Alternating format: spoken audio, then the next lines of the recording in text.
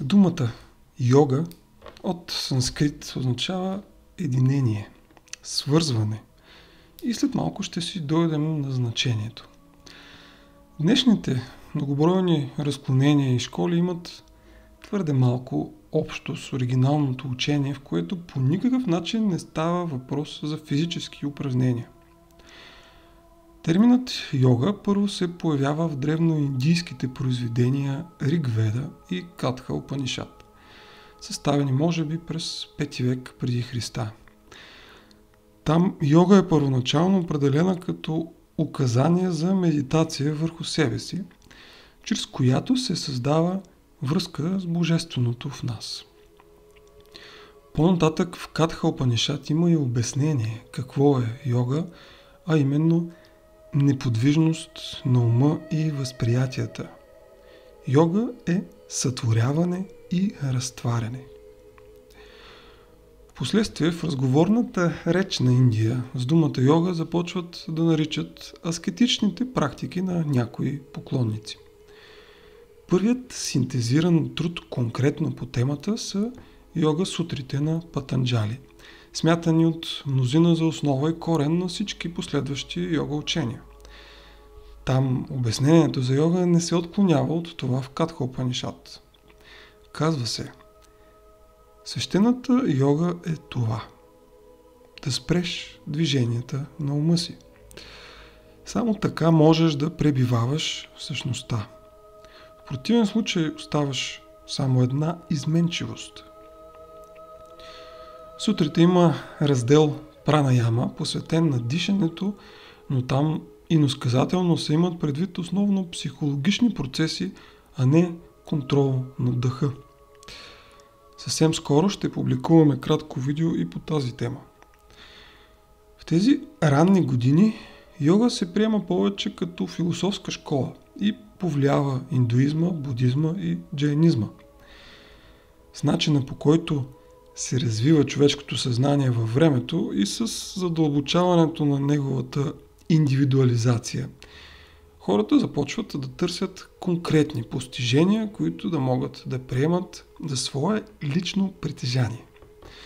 Това е особено изразено в западната мисъл днес, но процесът започва още в ранното средновековие и същинските послания, както на йога, така и на дзен-будизма, например, стават прекалено абстрактни за все по-трескавия практикуващ, който търси своята конкретна цел.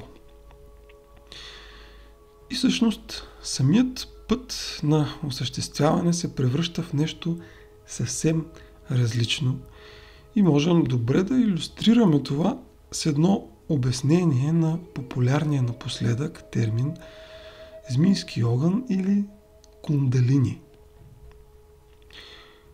Произлизащи от йога и веданта течения говорят за практики, чрез които навитата на спирала в областта на таза енергия кундалини може да се пробуди и да тръгне по гръбначния стълб нагоре по чакрите. Преминавайки през всяка от тях, тя активира определени качества в нас, а при достигането си до главата ни свързва и с така наречения висш аз.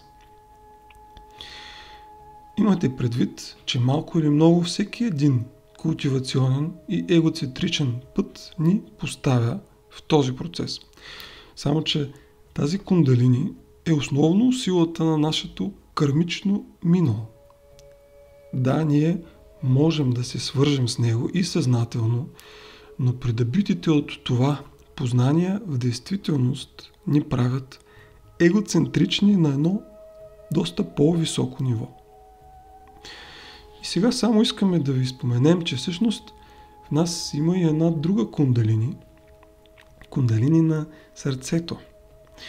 Тя е много по-заспала, но е също възможно да се събуди и да премине през гръбначно-мозъчната система. И резултатите са доста по-различни, което е нормално, тъй като и предпоставките за този процес са противоположни. За да може да действа в нас тази сърдечна сила, всъщност ние трябва да и направим свободно, празно място. Това означава не да искаме да сме по-велики, а да осъзнаваме величието на цялото творение и да му дадем правото да бъде такова, каквото е. Тоест да се отдръпнем от собствения си критерий, осъзнавайки, че е ограничен от нашите лични обусловености и да оставим спокойно нещата около нас да бъдат себе си. Това е форма на нещо като антиегоцентризъм. Така кундалини на сърцето първо се свързва с главата чрез малкото кръвообращение между тях.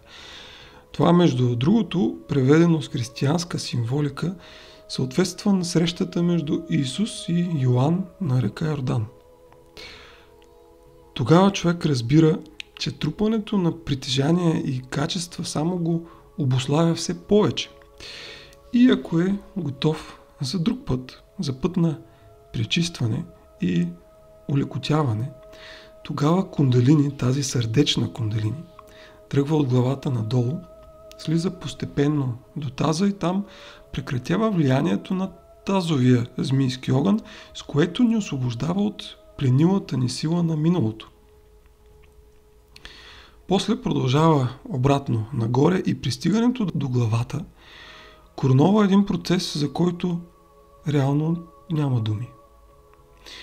Казваме всичко това само за да акцентираме на погрешните ни цели и да демонстрираме, че съвременното съзнание бърка преклонението пред Бог с себе обожествяване. Но да се върнем на първоначалната истинска йога. В индийските текстове от преди 10 век понякога йога е уеднаквявана с нирвана. Набляга се, че това е успокояването на ума, както и освобождаване от личното обуславяне, за да се свържем с единната всецялост. Физическите упражнения в съвременната йога възникват като много далечна сянка на всичко това. Те са нейно проявление толкова, доколкото в началото целта им е да увеличи физиологичната проводимост за телесните ни процеси, което поне частично е малка предпоставка и за увеличаване на много по-важната психологична проводимост. Но все пак и значението на думата и оригиналният смисъл на цялата концепция на йога си остава себе разтварянето на капката аз в океана на Вселената. Отказване от личното и себе предоставяне на цялото, за да бъдат изпълнени неговите планове и чрез нас. Това, между другото, е и централното съдържание на друга далекоизточна доктрина, тази на даоизма, за която също, може би, ще направим скоро материал. За сега ни остава да сме йогини както можем, не толкова на постелката, колкото в отношенията си с другите, с природата и с Бог. Намасте!